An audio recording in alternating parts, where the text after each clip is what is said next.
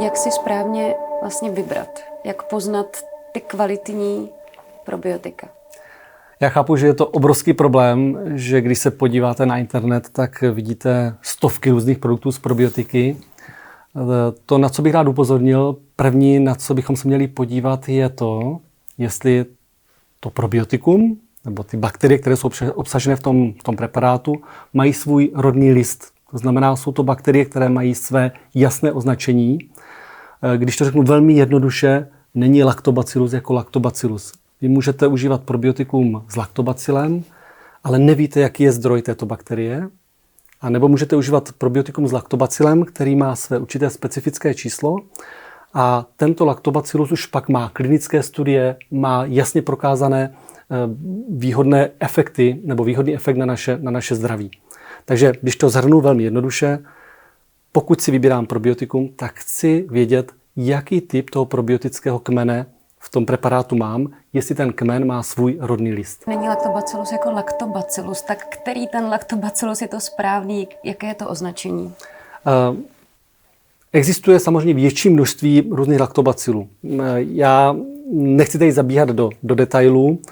Pokud se podíváte na preparát a ten preparát nemá to číselné označení za tím produktem, tak můžeme diskutovat o tom, co je zdrojem této probiotické bakterie. My se snažíme v rámci vývoje nových probiotik skutečně používat ty probiotické bakterie, ty laktobacily nebo bifidobakterie, u kterých víme, že mají svůj jasný původ, že jsou klinicky testované a že mají právě ten rodný list. To znamená, že mají to své číslo za názvem toho kmene. Údajně existuje i bakterie a věčného mládí. Je to tak?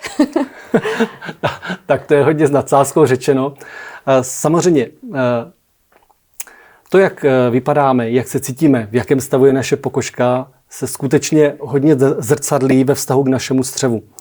Jsou nádherné studie, skutečně úplně úžasné, které ukazují to, že jen změnou mikrobiomu, podáváním určitých probiotik, po případě pomocných látek, například antioxidantů, různých polyfenolů, se může výrazně zpomalit stárnutí organismu.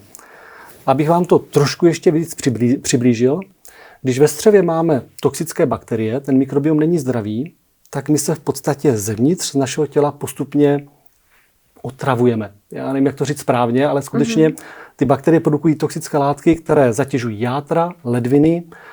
My to pak vidíme i na pokožce, kdy pokožka není zdravá, předčasně stárne.